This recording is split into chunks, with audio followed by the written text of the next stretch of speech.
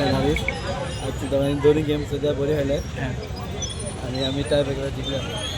आणि किती बरं जावपा शकता गेमींग गोल स्कोर जावं ना हा गोल बी कांय जावं ना कित्याक जावन आमचे बेड लागना सगळ्याक चान्स मेळ्ळा तेंच केले सध्या.